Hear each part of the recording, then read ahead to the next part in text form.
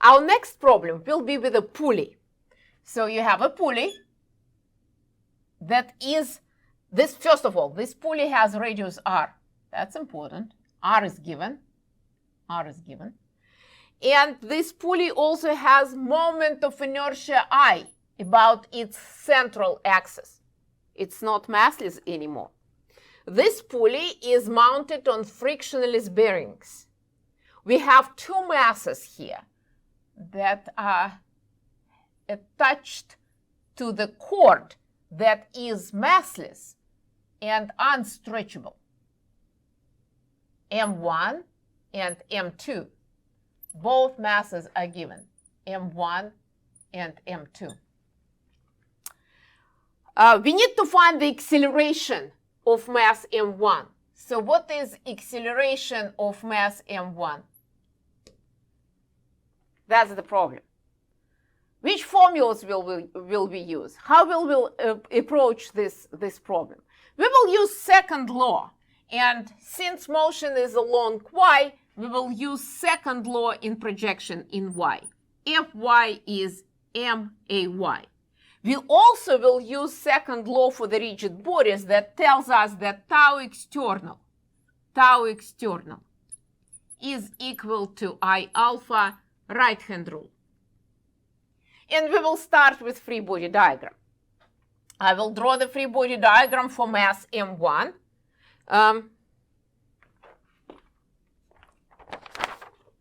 For mass M1. Which forces do I have? I have gravity down, M1g. I have force of tension up, and we call it T1. Now, free body diagram for mass M2. I have force of gravity M2g pointing down.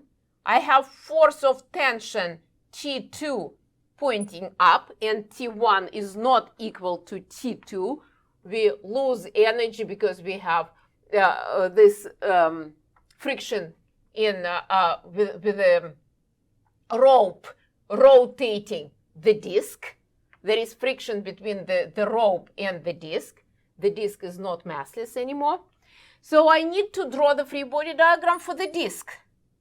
Here is my disc, and according to the third law, I have force T1 equal and opposite to this one. So this is T1, and then according to the third law, I will have T1 applied to the rope, and then I have T2 applied to other side. This is T2. Now I have all free body diagrams, and I need choice of my coordinate system. You have different choices, but since I'm explaining this problem, I will go with my favorite choices. And my favorite choices, I like to consider the system as moving as a whole. So I will choose Y for M1 up. I will choose Y for M2 down. And I will consider rotation positive if this rotation is in clockwise direction. And clockwise direction, rotation in clockwise direction, again, you use your right hand. I'm using my left hand since you see my mirrored image. Rotation clockwise will give me the direction of rotation into the board. The positive direction of rotation into the board. So I have my coordinate system, and I'm ready to write my equations. System of equations. First of all, let's start with Fy may. I have T1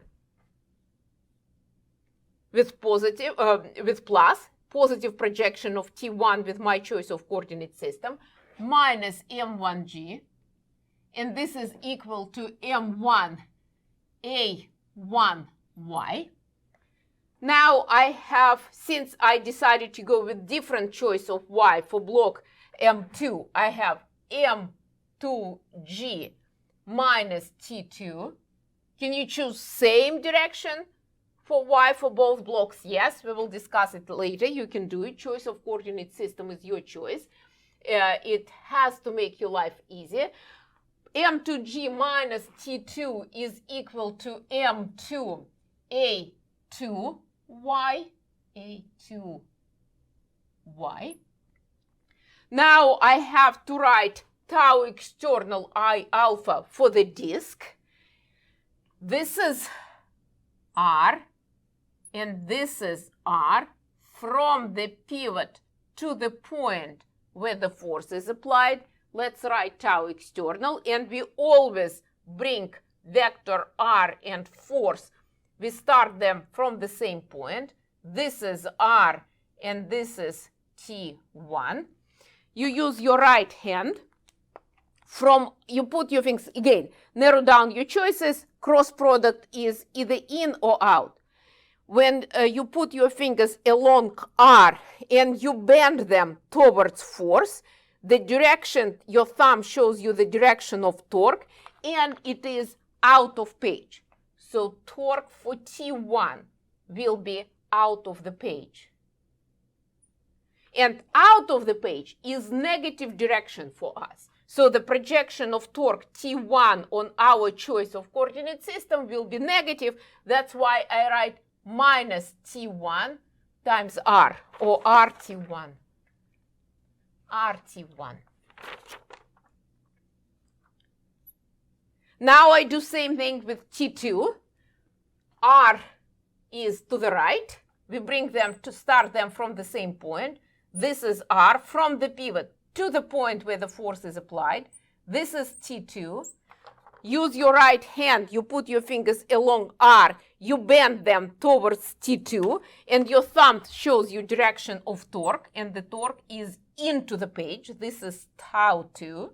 The direction of the torque is in the same as our axis that we choose, so it is plus, projection is positive, and it is RT2. I'm done with tau external.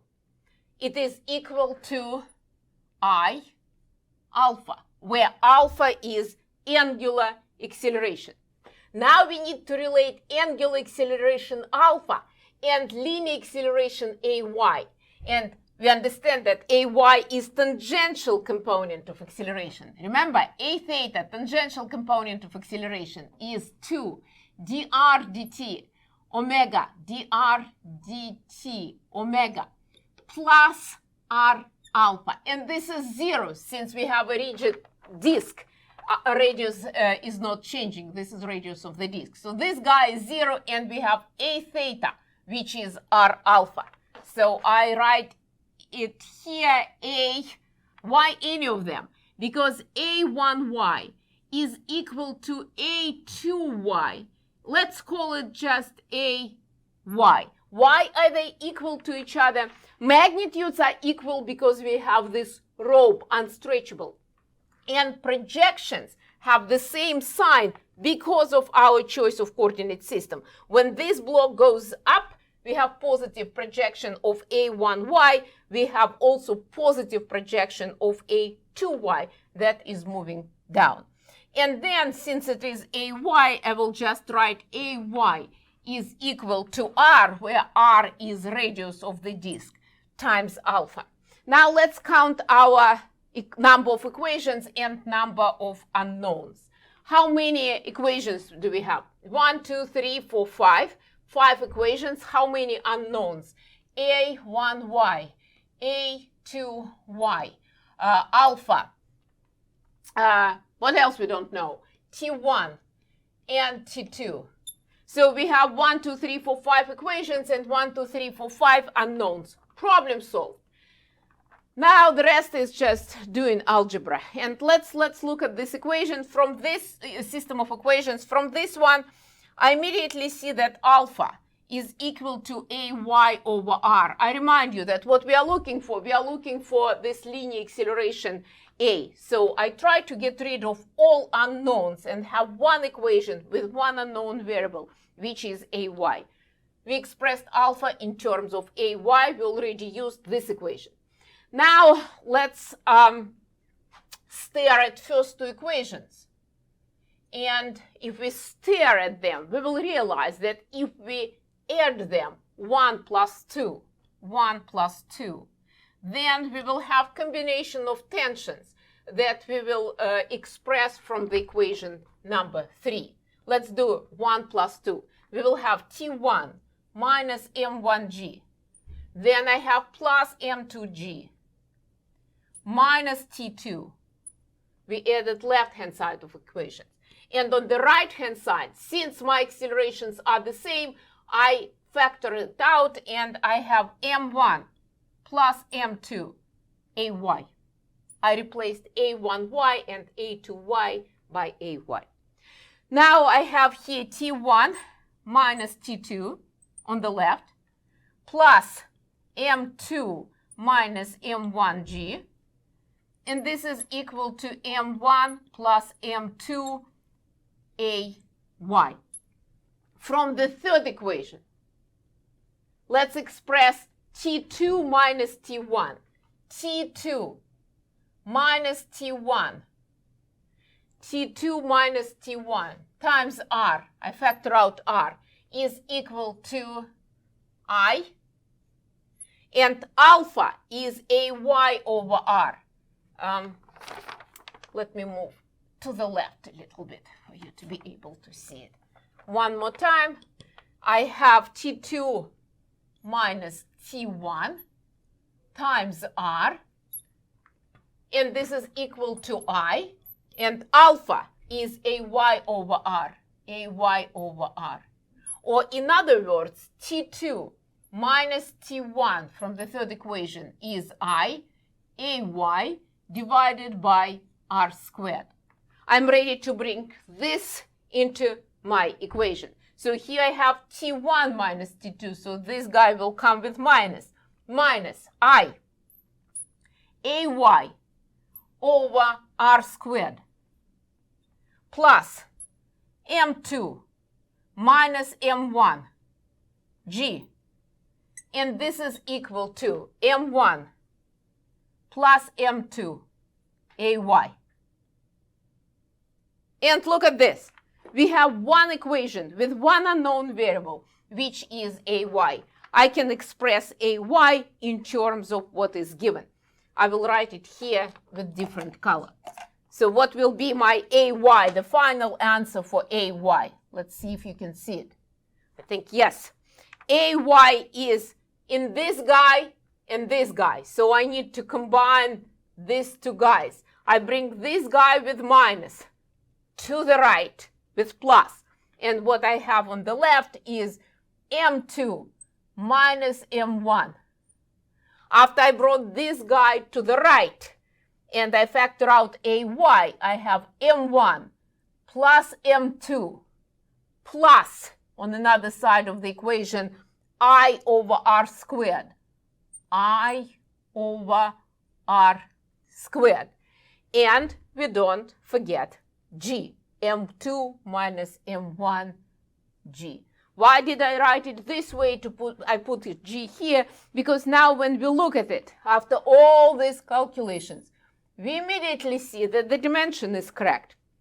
Here are two masses, and here are also masses. So we add apples and apples, which is a great idea, and this guy is dimensionless, and the dimension of acceleration is correct. We have G on the right-hand side. Now, if M2 is greater than M1, which probably happens in this problem, we wanted it to rotate this way, so rotation was this way. If M2 greater than M1, then we have positive projection of acceleration A2 as expected with our choice of coordinate system. If M2 is less than M1, which means that M1 is heavier, so it will be rotating in opposite direction, then we will have negative projection of acceleration, which makes perfect sense. The system will be rotating in opposite direction. We found magnitude and direction of acceleration. Problem solved. Now what would happen if your choice of coordinate system is different? For example, you decide to go with this y, just y up for both masses. Then you will have different signs in your equation. you will keep this projection same.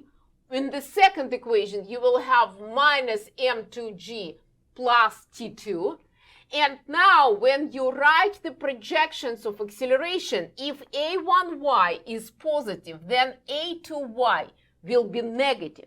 So you will have to adjust your signs in your system of equations, but the final expression will be the same no matter what you choose. You also can choose different direction of rotation, and you have to be careful when you relate ay and alpha. If you decide to go with positive direction for linear acceleration one way and positive direction of rotation in other way. But the choice of coordinate system has the goal to make the solution easier rather than complicated. So my advice to you, choose what works for you. For me, it works when the system rotates and is moving in the same direction. That's why my choice of coordinate system was what we have here in blue.